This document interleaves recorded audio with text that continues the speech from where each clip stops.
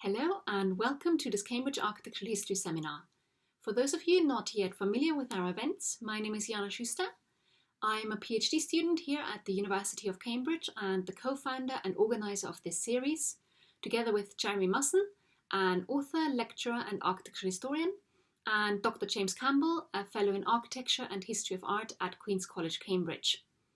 The aim of this series is to bring people together who are interested in architecture and architectural history, and to share some of the brilliant research that is being done within academia and the public and private sectors.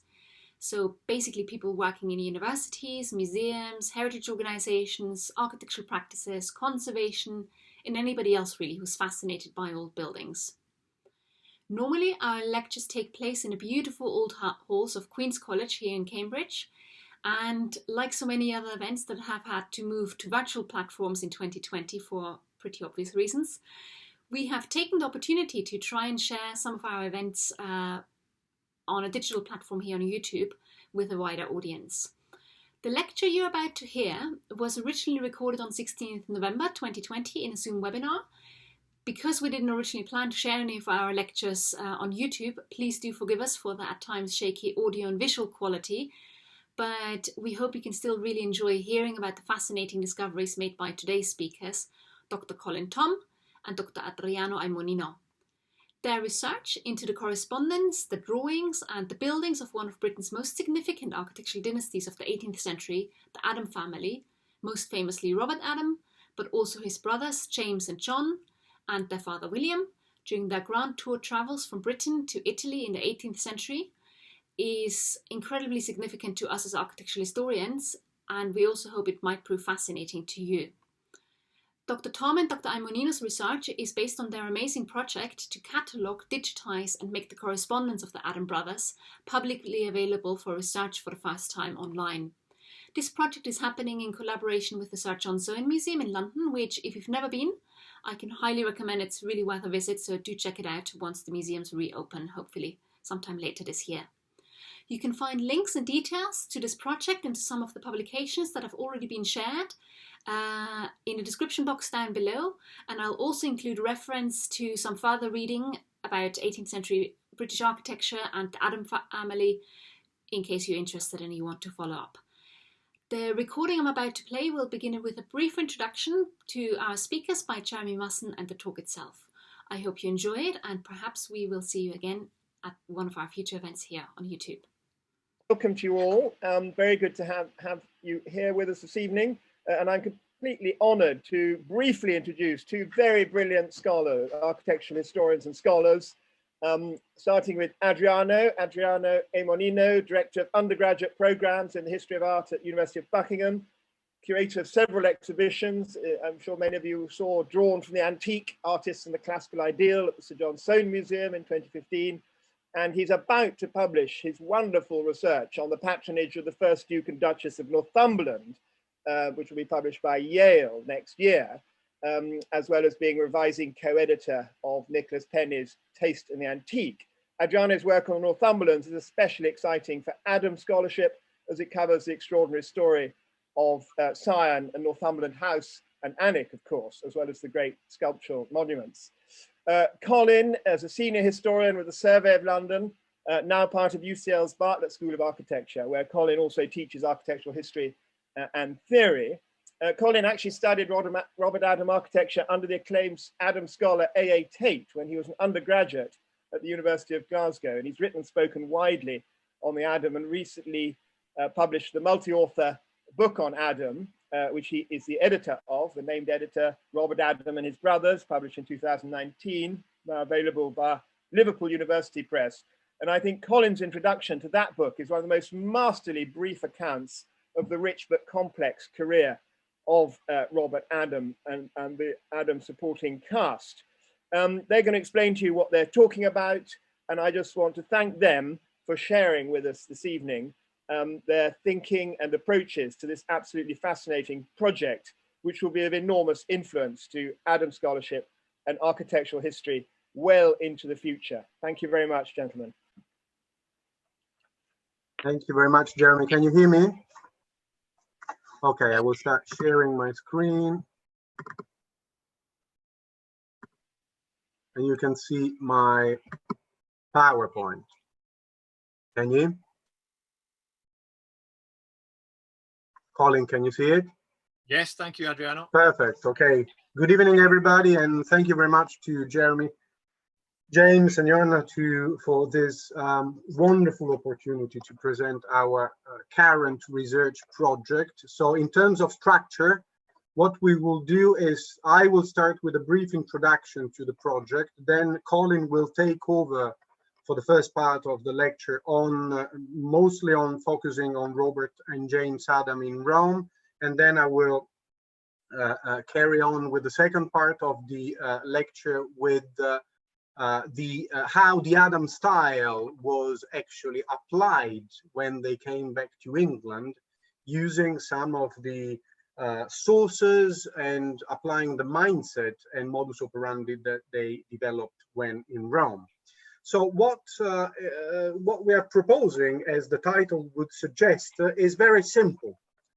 So we are proposing a digital critical edition on open access of all Robert and James Adam Grand Tour correspondence between 1754 and 1763, which is mostly unpublished. And this will be available as a digital tool on the website of the Sir John Soane Museum, where most of the Adam drawings are kept. So this will allow us to establish very fruitful links between the letters and the drawings. And so it will go live at the end of 2022 or at the beginning of 2023, depending on resources and time. So the bulk of the Adam Grand Tour correspondence is kept at the National Record of Scotland on loan from Sir Robert Clark of Pennycook, and that will be the bulk of the letters of our project, but we aim at gathering together all other letters scattered in various archives all over England and in the United States of America as well. What we will propose is a very user-friendly digital platform where the original scans of the letter, they've already been scanned by the National Records of Scotland, will be the possibility, you will have the possibility of comparing and contrasting them with the transcriptions and the critical apparatus of scholarly notes, etc., etc., etc. So we have already created a website. I don't know if you let me download. There you go. We have already created an ongoing website for the scope of advertising what we're doing and gather suggestions and gather new informations, etc., etc. And this has already worked very recently with new information that actually was sent to us by various scholars. You can email us if you have information about letters that are not in the usual archives at editors@Adam Grand Tour Online. And if you type online Adam Grand Tour Online, you will be immediately redirected to this website. As you can see from these list of logos on the lower part of the screen, we have received the support of many institutions, starting with UCL and the University of Buckingham, which are of course the universities, my universities and Colin universities. But also especially, first and foremost, we would like to thank Sir Robert Clark, who actually is really supportive of the whole project, and the Paul Mellon Center for Studies in British Art, which has given us a generous digital project grant towards the construction of the digital part of the project. But I want to stress that we are still looking for further financial support. So we're also planning a printed version of the digital edition of the critical edition, and also a conference at the Victoria and Albert Museum and an exhibition possibly at the Sir John Soane Museum to coincide with the launching of the project at the end of 2022 or at the beginning of 2023.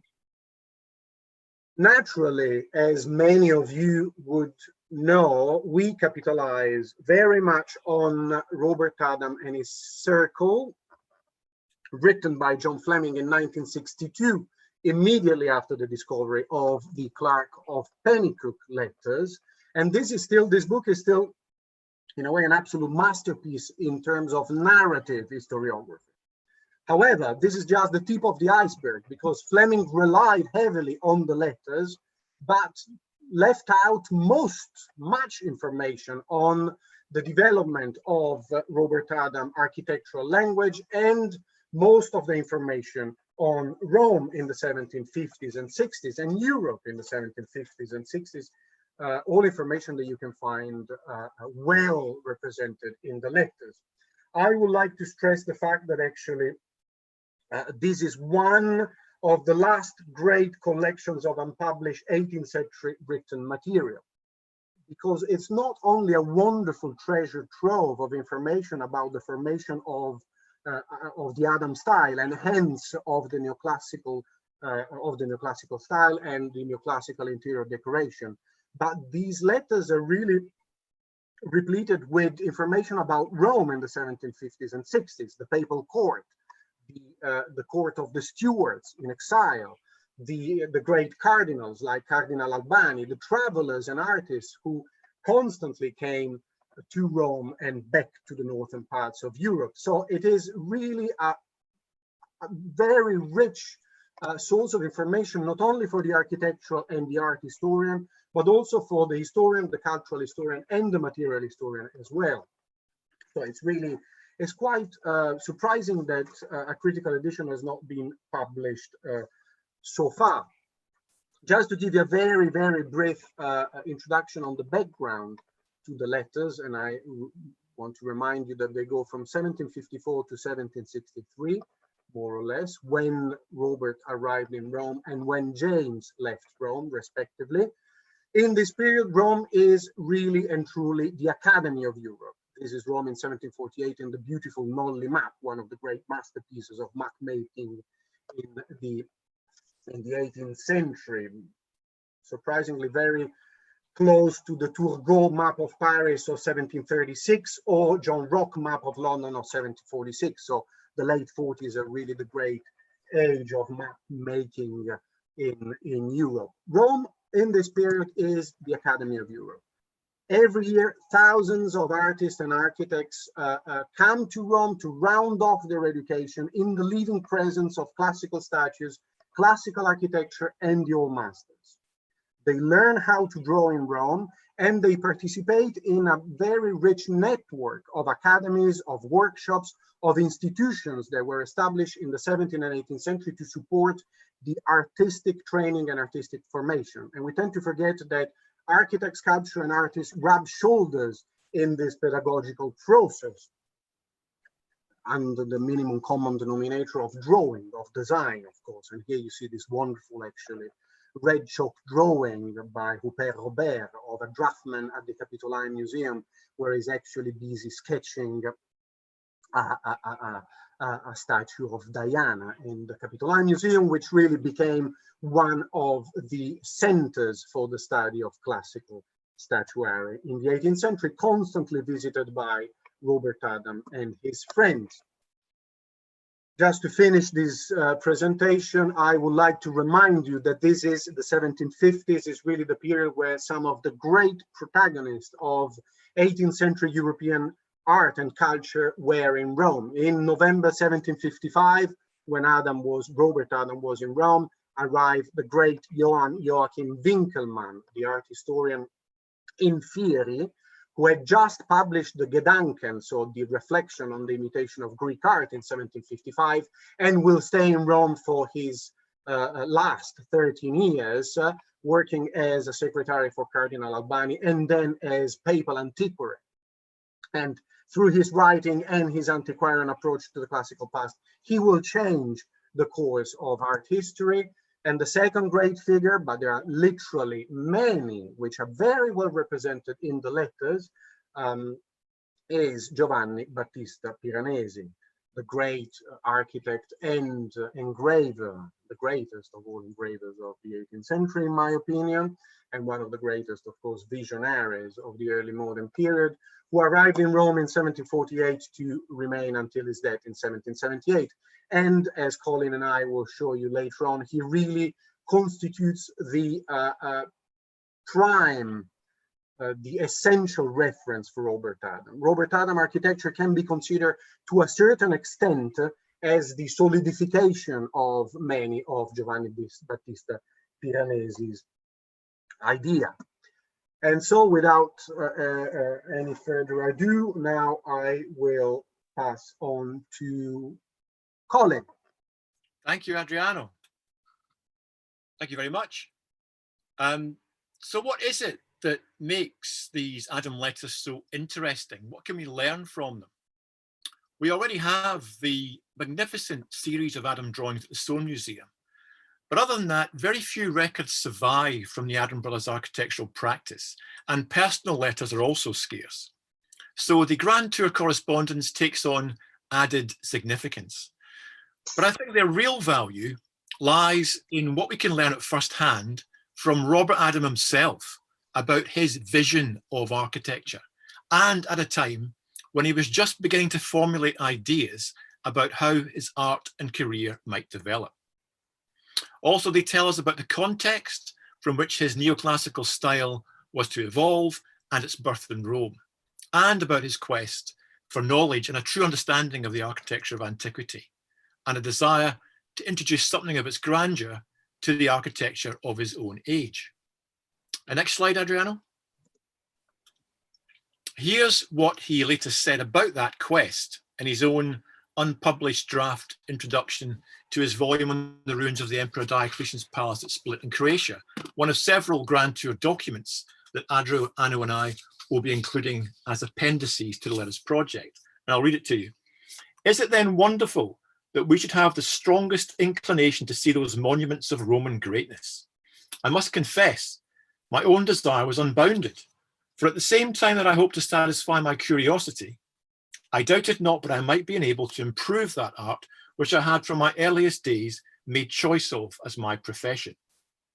I therefore resolved to spend some years at Rome and the other parts of Italy in the study of these buildings, many of which had much exceeded my most sanguine expectations, in remarking the manner of construction and disposition which the ancients made use of, in taking accurate drawings of their principal ruins, and in making myself as much master of my proportions as I possibly could. And next slide, please. Before we join Robert in Rome, we should probably look very briefly at the Adam brothers' family background and the thinking that lay behind their grand tours. As you probably know, they were the sons of William Adam, Scotland's leading architect and builder at the time of his death in 1748. Next slide, please. The family practice in Edinburgh was then taken over by Robert's elder brother, Johnny, 7 years his senior, with help from Robert and Jamie. A fourth brother, William, the youngest brother, did not train as an architect, but as a banker and merchant. Robert's grand tour, which began in 1754, was financed from the profits of this family firm, with the intention that his systematic study of Roman antiquity and Italian classical architecture would augment and expand the scope of the family practice, bringing fresh architectural ideas. And you have to remember, at this time, there wasn't even a single giant order portico anywhere in Scotland. Robert Adam wouldn't have seen such a thing in the flesh until he came to London and saw St. Paul's Cathedral and James Gibbs's St. Martin's in the Field. Next slide, Adriano.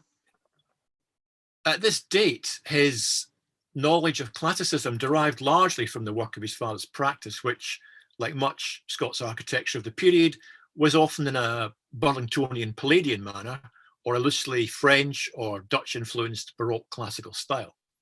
Although he and Jamie had the benefit of the books on Roman and Italian classical architecture in his father's library. This elevation for Dumfries House in Ayrshire, which Robert drew in April 1754, was a collaborative design with his brothers.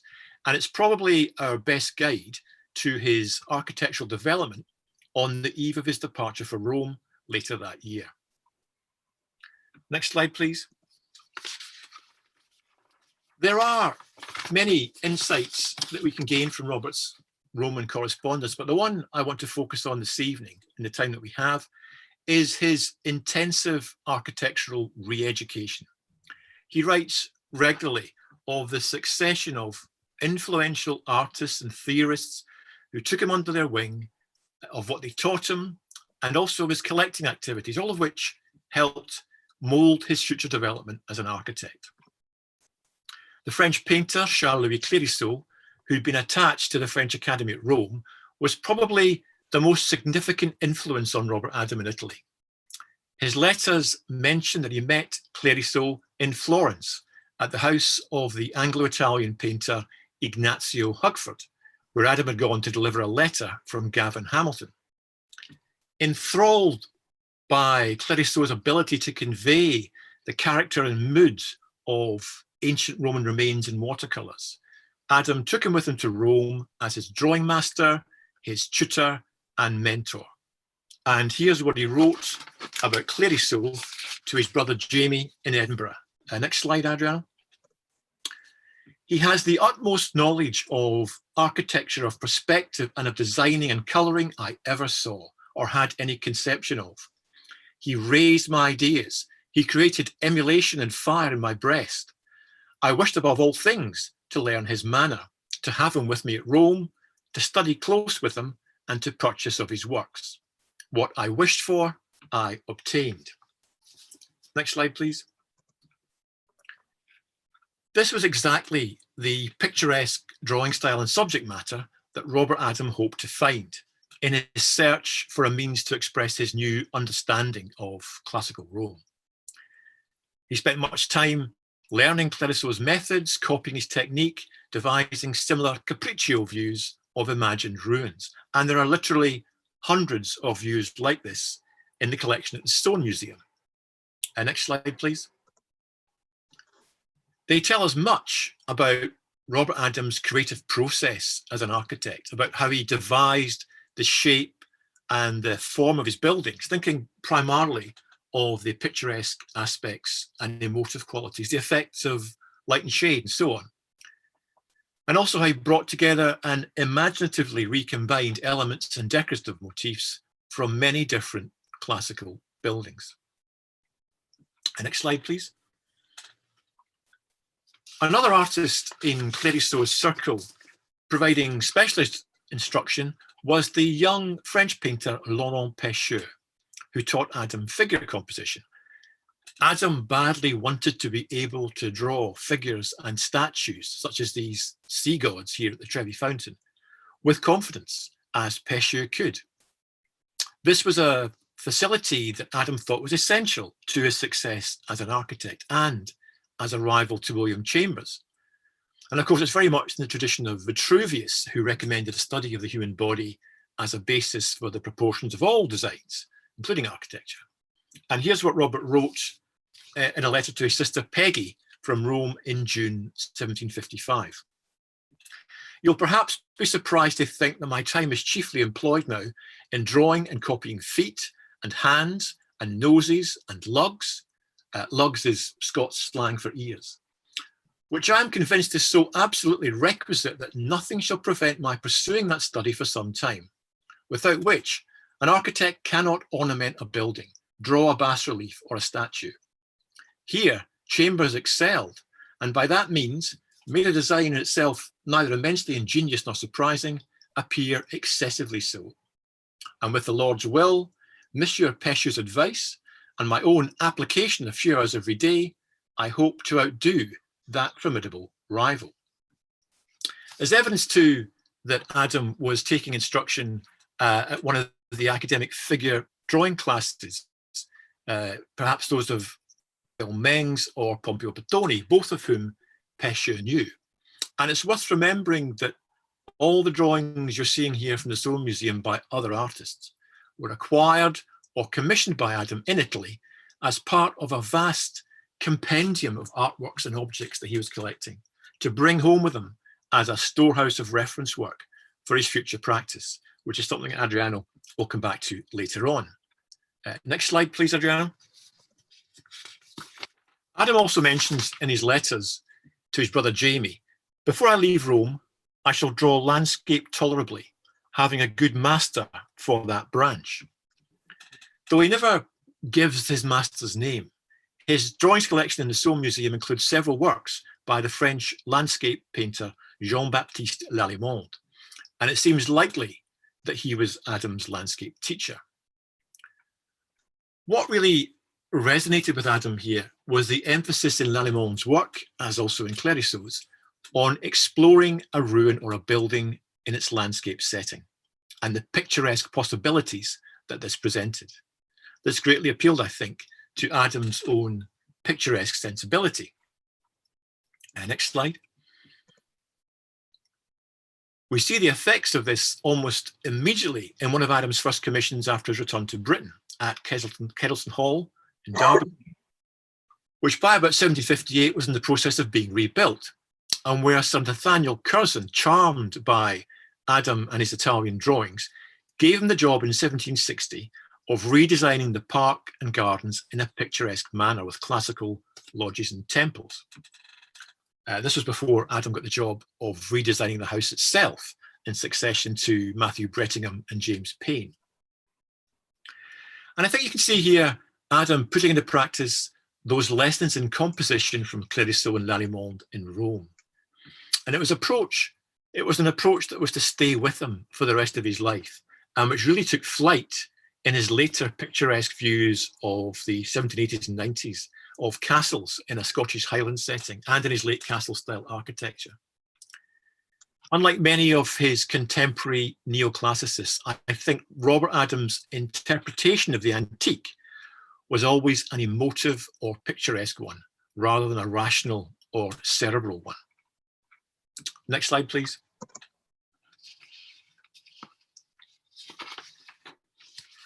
As Adriano mentioned, during his time in Rome, Adriano also fell under the spell of the great Venetian printmaker Giambattista Piranesi, whom he also met through Clérisot. And in fact, the three of them and Pécheux became sketching partners, venturing out together to draw antique remains in and around Rome.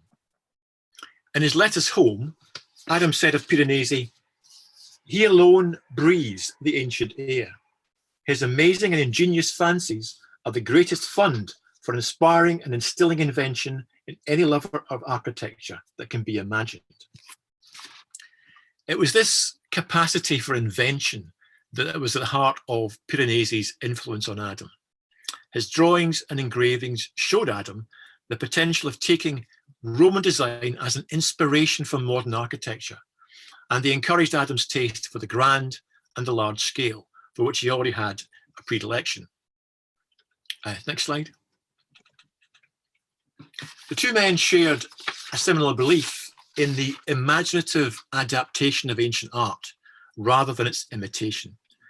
And neither did they have much time for what Adam later described as the minute and frivolous attention among his contemporaries to classical rules and proportions, which they thought hindered and restricted the genius of the true master.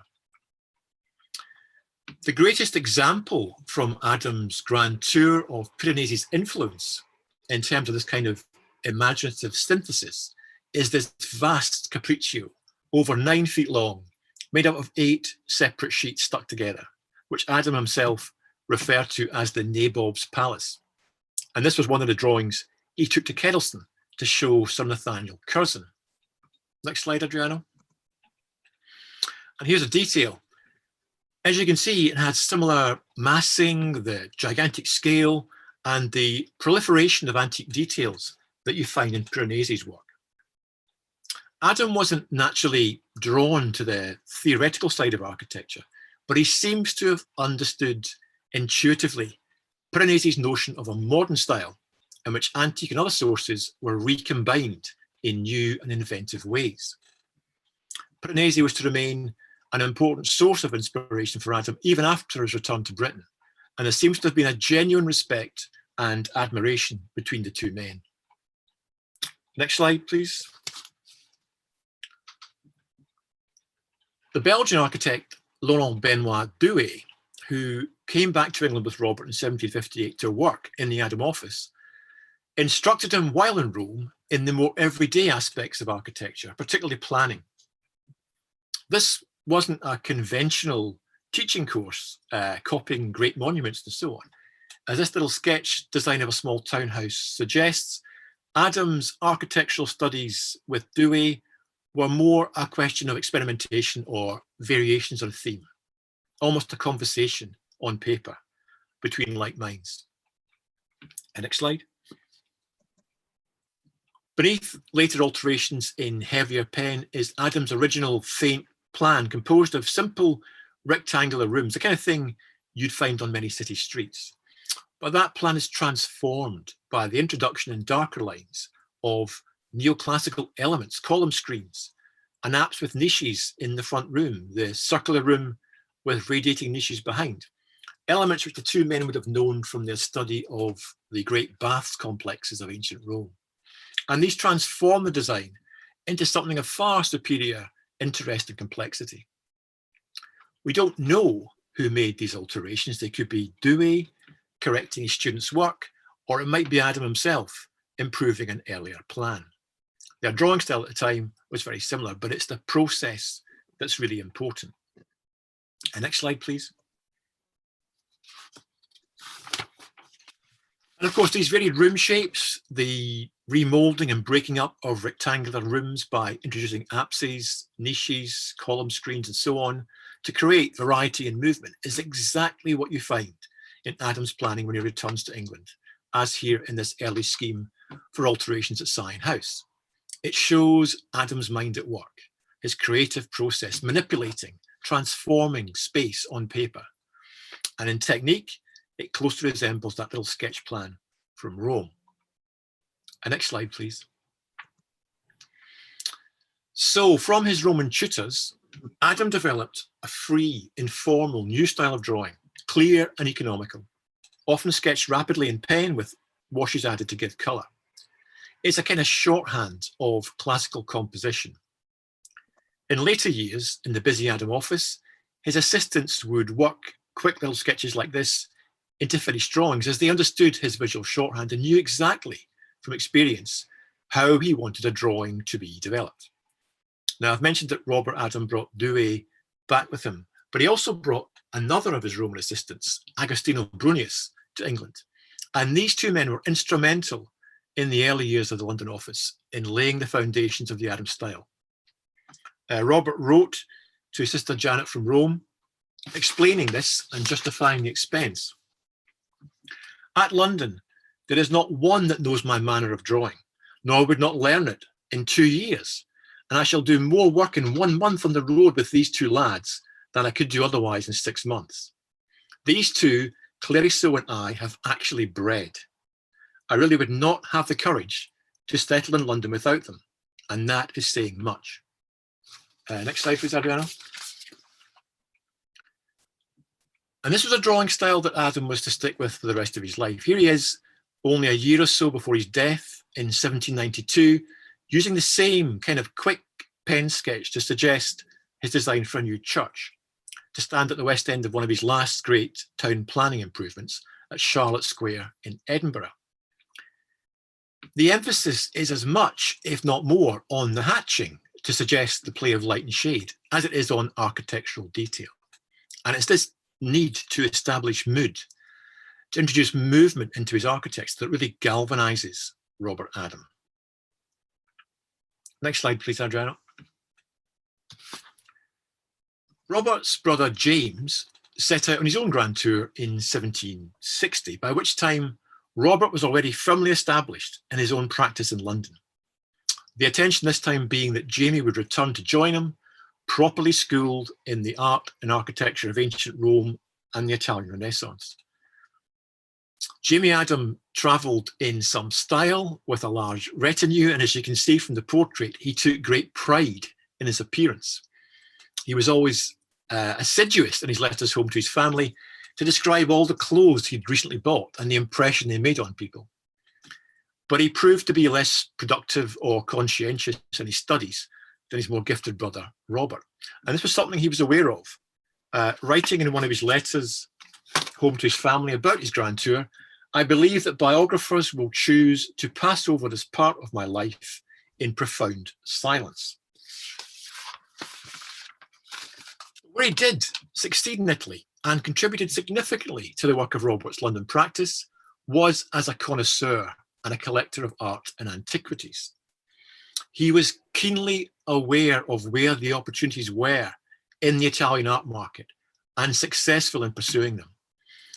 And this is a quality that comes over strongly in the portrait by the Venetian artist Antonio Zucchi, who was one of James Adams' discoveries in Italy.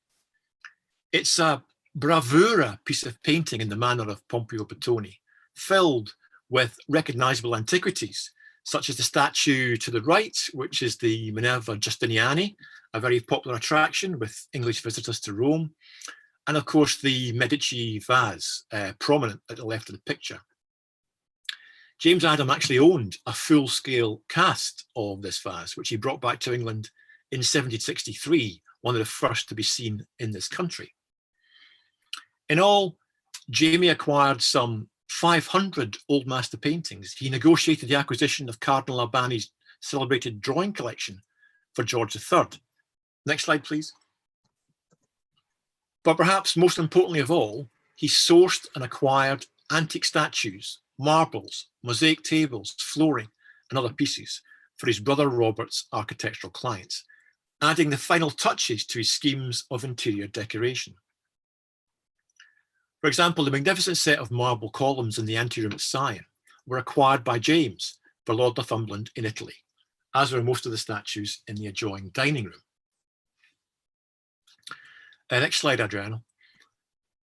In terms of his own architectural education, James did, towards the end of his tour, apply himself to designs for a new Houses of Parliament at Westminster, for which the design on your right of your screen for a capital and entablature in a so-called new British order, featuring lions and unicorns, was created in Rome. Projects like a new Houses of Parliament and new royal palaces are common in the Adam drawings of this period, as both Adam brothers had great expectations of a renewed boom in public building when George III came to the throne in 1760. Jamie's British order, and especially his capital, based on the ancient Roman originals you see on the left from the Temple of Mars Ultor and the Forum of Augustus, brought praise from Piranesi in his Pareri sull'architettura of 1765 as an imaginative application of antiquity to modern usage. So James was being taken seriously as an architecture. Next slide, Adriano. In fact, he had a waxed model of that very capital made in Rome and bronzed to make it look antique, which he lugged around the city to show to all and sundry. And that's what he leans his left arm on in the Zucchi portrait. And that, along with the dividers in his right hand and the roll of paper in his left hand, suggests that despite what he had confided to his family in his letters about his lack of success in his grand tour, he still very much wanted to be remembered as a successful architect as well as a connoisseur. And now, thanks, back to Adriano for the rest of the talk. Thank you, Colin. Can you hear me? I can hear you very well, thank you. Perfect, thank you. So, in the second part of our paper, I will actually focus on how everything Robert and also James, but especially Robert, learned in Rome was applied when back to England. And especially we'll focus on one room at Syon House. But as Colin described before, these letters are really actually a treasure trove on how an architect actually could be trained in the study of the antique when in Rome in the 1750s. And so they are really invaluable in shedding light on the formation of a new course in European aesthetic that today we call neoclassicism, when instead back then was usually referred to as the true style.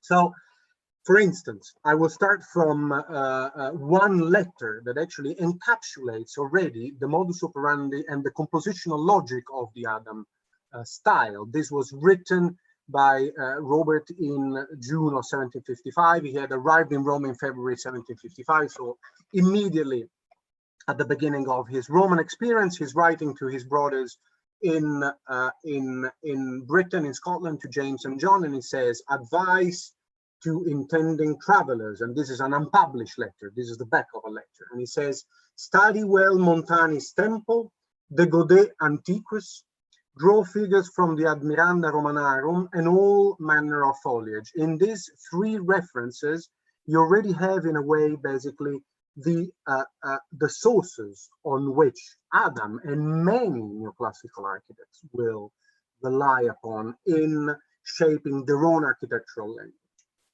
The second quote, so the Godet is pretty obvious. So the Les Édifices Antiques de Rome, published in 1782, this is the perfect product of the classicist French Academy at the end of the 17th century.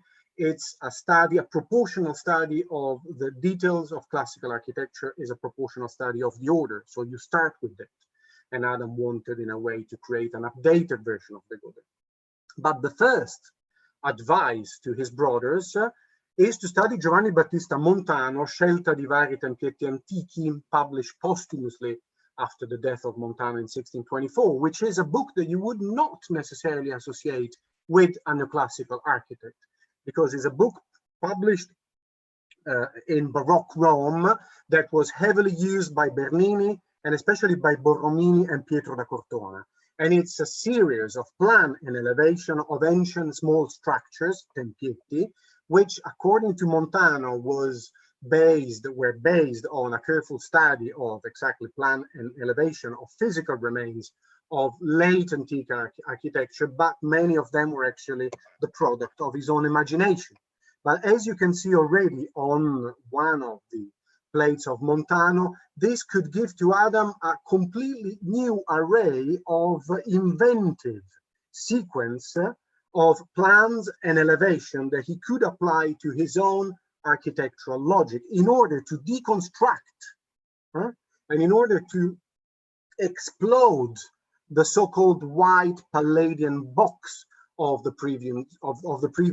previous generation, and instead create an architecture that he would define as the picturesque architecture, based on variety and contrast of plans, elevations, material, scale, and figurative details. And in fact, the third element that he quotes is, from my point of view, the most important one.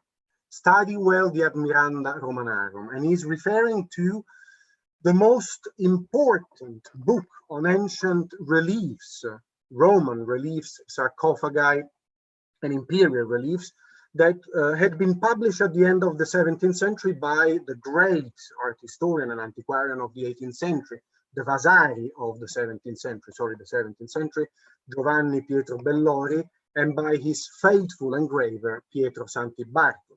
The Admiranda Romanarum Antiquitatum is a collection of prints reproducing some of the most famous reliefs and sarcophagi that you could see in Rome, providing at the same time an iconographical interpretation of the subject by Giovanni Pietro Bellori.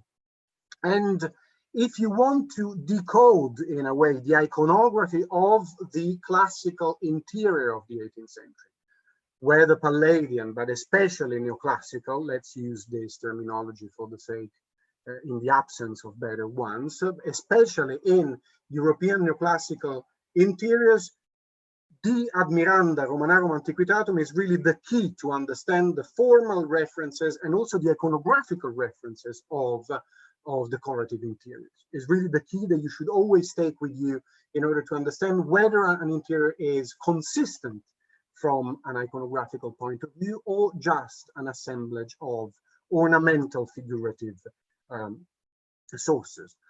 Finally, he mentions foliage. And in fact, everything that had not been published on the Admiranda Romanarum Antiquitatum Vestigia or by any other antiquarian publication was carefully collected and gathered by Robert Adam in this gigantic repertoire of paper, ceilings, reliefs, full-size statues in the round, foliage and scrolls, grotesque decoration, they all constituted this colorful repertoire of decorative elements on paper, on which he will base the success of his future career, because always the client was shown at the beginning these enormous paper museum in order to basically see what Adam could provide to him or to her, because there were also many female patrons, rather than what the previous generation of the Brettingham, of the James Payn, of Daniel Garrett, of Flitcroft could provide still in 1758. Garrett had died 5 years before, but let's say the Palladian generation, the late Palladian generation, could still provide in the late 1750s.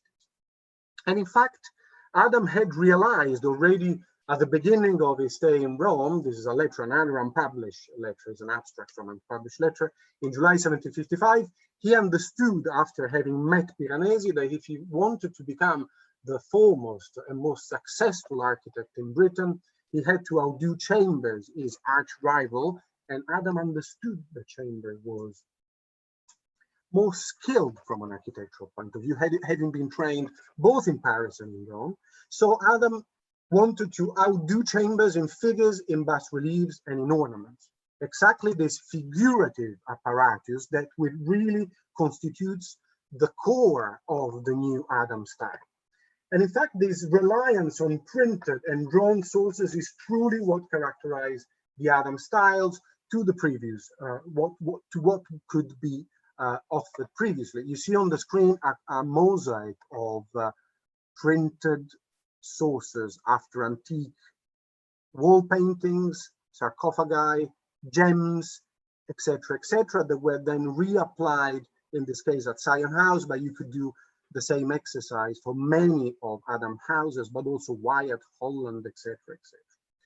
So it is really one of the essential principles, and there are many, but one of the essential principles that Adam learned while in Rome, and in this sense, we really touch one of the neuralgic point of the neoclassical compositional logic, is a principle of citation of ancient architectural typologies, sculptural typologies, and figurative typologies that he will apply constantly to his creations. And you see that they can be applied in different colors, in different scales, in different materials, creating that variety and that contrast that makes the picturesque, he calls it the picturesque in his works in architecture, the picturesque nature of his architecture.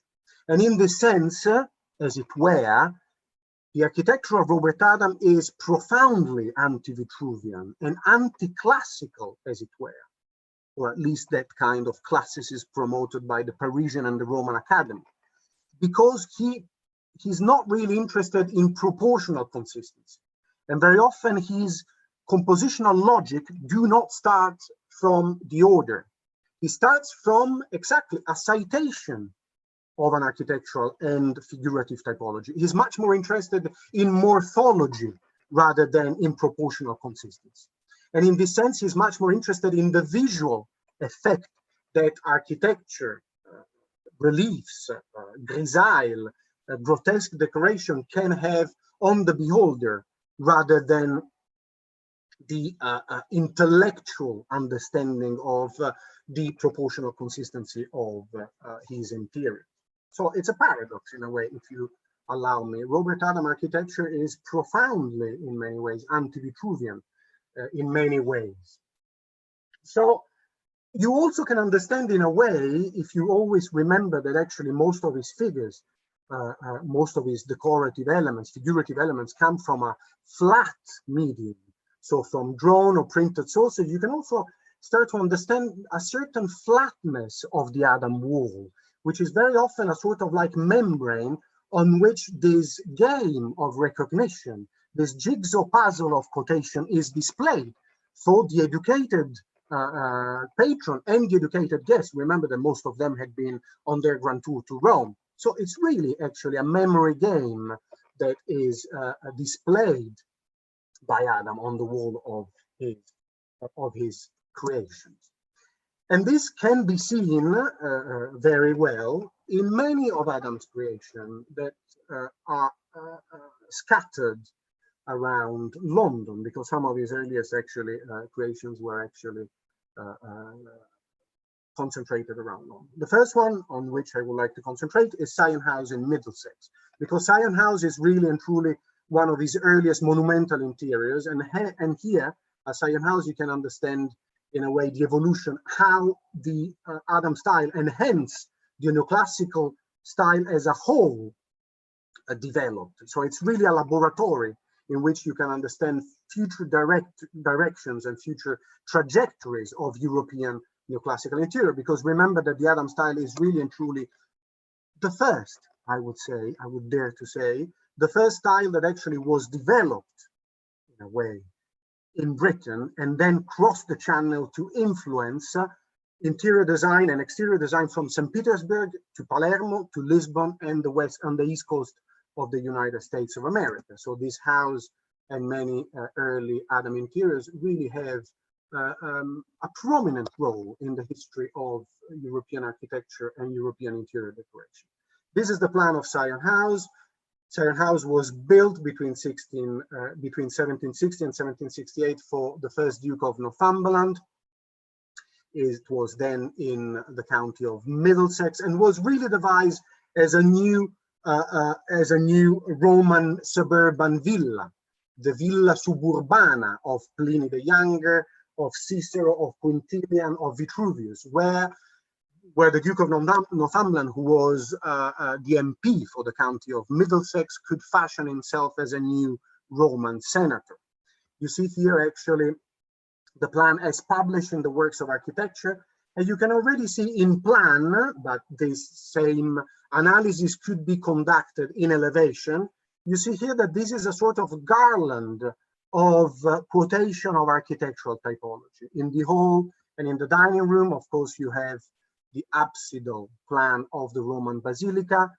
The vestibule or anteroom is in elevation a Roman triumphal arch, as you've seen from Colin's slide, in particular the Arch of Constantine. You have the Pantheon here, but I will focus on the last room of the house. Forgive me if you have heard this already, because we've given this lecture already for the Society of Architectural Historians of Great Britain.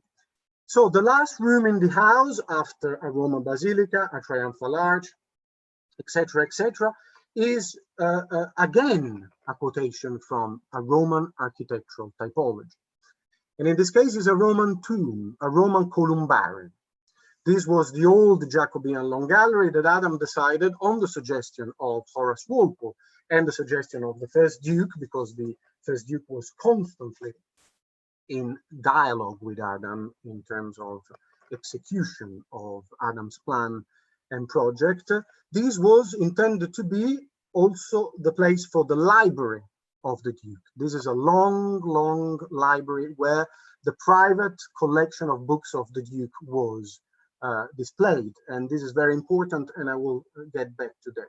So I will focus now on how this ancient architectural typology was recreated, on how the principle of citation, this threefold principle of citation of architectural and decorative sources is used, and also on iconographical consistency, because we tend to think that Adam very often, at least this is how he's presented in many studies, he's a very skilled decorator, but sometimes if he met like-minded patrons or intellectual, he could actually provide also very complex iconography and iconographical consistency, because after all, during his time in Rome, he had been exposed to the iconographic culture of Italy and Rome in the decorative cycles of urban palaces and suburban villas.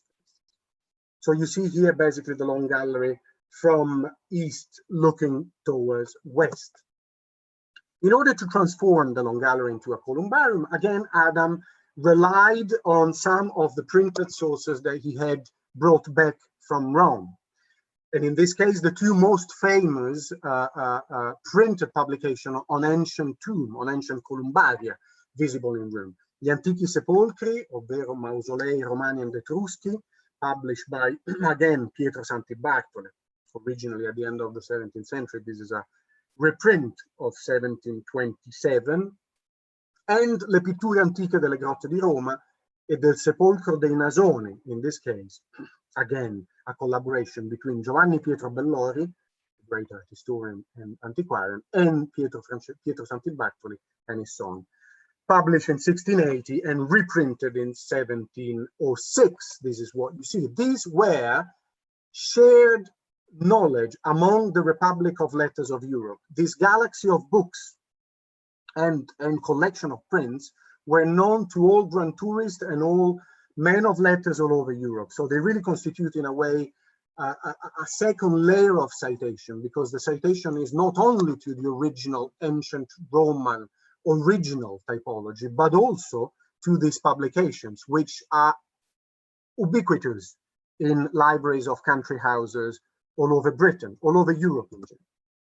So from the first publication, Adam took the overall composition of the chimney wall, for instance, with this pedimented entrance, the lateral niches, the genius holding garland, and the sphinxes used as acroteria, topping the pavement, etc., etc. But also the single individual decorative elements were literally lifted from the black and white engraved images of this antiquarian publication. This wonderful lunette, sculpted by Joseph Wilton, a longtime collaborator of Robert Adam. These are sort of like arcosolia of Roman columbaria placed above Roman urns, and there's a whole used of ewers and bucrania, which all refers, of course, to the typology of the Roman columbarium, but all the lunettes are derived from the sepulchre of the Nasoni, the second publication that I showed you in the previous slide. This reference to these two books is absolutely in line with creating a consistent and philologically accurate Roman columbarium on a British soil. But at the same time, this reference to the sepulchre of the Nasoni is perfectly fit for a library, because according to that publication and according to 18th century antiquarian scholarship, this was supposed to be the tomb of Publio Ovidius Naso, as we say in Italian. So the great Roman poet, many works of which were present in the library, in the Long Gallery of Syon House. So there's a double reference to the typology of the columbarium, so to death, loss, and oblivion, and at the same time to literature and poetry through the reference to Ovid, Ovid's tomb in this case. Now we know that the sepulchre of the Nasoni is not the tomb of Ovid, but in the 18th century, they believed it. What is absolutely extraordinary of this room, which in my opinion is one of the most interesting libraries of the 18th century, is that you're looking at the 1771 inventory of the library of the first Duke of Northumberland at Syon House, so the room that we are describing here. All the books that were used to shape the composition and the iconography of the room were contained within the library, the Antichi Sepolcri, Sepolcri dei Nasoni, etc., etc., etc. So here we are looking at a very sophisticated architectural typology that contains in itself the sources of its own decoration, so that the Duke and Adam could literally lift from the shelves the sources on which the overall logic of the room was based. There is one final element that I would like to discuss, and I'm going to conclude just to show you how everything that Adam had learned in terms of sources, in terms of antiquarian approach, in terms of compositional logic, and in terms of this citational mindset was displayed within this great room. So remember, this is a columbarium, so it's a tomb. So everything here, from the tripods to the strigilated sarcophago in the dado, to these portraits of the ancestors of the Persi in roundels. So this comes from the imago clipeata of Roman sarcophagi, etc., etc. Everything in this room is about loss, celebration of the ancestors, oblivion, and death, despite the fact that it's been used by many movies as a place of social entertainment and social chattering, but nonetheless, we need to remember that actually, at least on his walls, it's a columbarium. So the last element in this sense, that in my opinion is the most sophisticated of all, is this: we're looking at the west end of the long gallery, and you're looking at a jib door that actually will lead you to the park of Syon House. Because this is actually a jib door, these 3 shelves do not contain real books, but just the spines of books. And according to that 1771 inventory that I just showed you, this is a biblioteca libri deperditi. So a library of great lost books of classical antiquity. Books that actually had been lost in the 18th century, but had been handed down to the Renaissance and to the culture of the Enlightenment through other literary primary sources. So, and they contain basically great books like Varro de Rerum Humanarum Antiquitatibus, Cicero de Gloria, or you see here the Oracula Delphica, etc., etc. So all great books that actually had been lost. If you think that actually the first encyclopedia of great works of literature from classical antiquity was published in the 20th century, you understand that this is an Herculean effort of antiquarian scholarship to bring together this on these 3 shelves of the jib door on the west end of the long gallery at Syon House.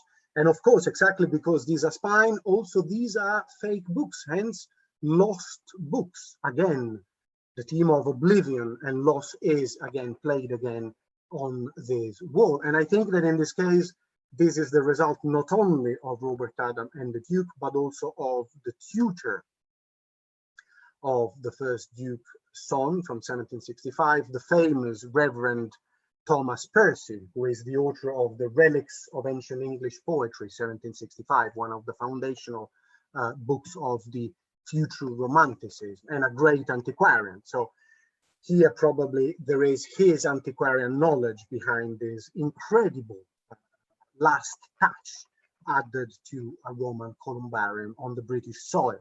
So to conclude, and just to show you how, in a way, the Adam style could be played in different levels. In this case, we are talking about a very lofty and very complex antiquarian and iconographical knowledge. Everything that we've seen in this room was gathered by Adam in Rome, and really this talking about almost 300 letters, so it's not so big. The overall the overall project is not so big. These 300 letters are really crucial in understanding not only this modus operandi, but how neoclassicism and this new use of classical antiquity will be displayed in houses throughout Europe, from, I said, Sarcoie Selo to the, for instance, the Norman Palace in Palermo, as I mentioned before. So they are extremely important in this sense, and also on the social, material, and cultural history of Rome in the 1750s and 1760s. Thank you very much.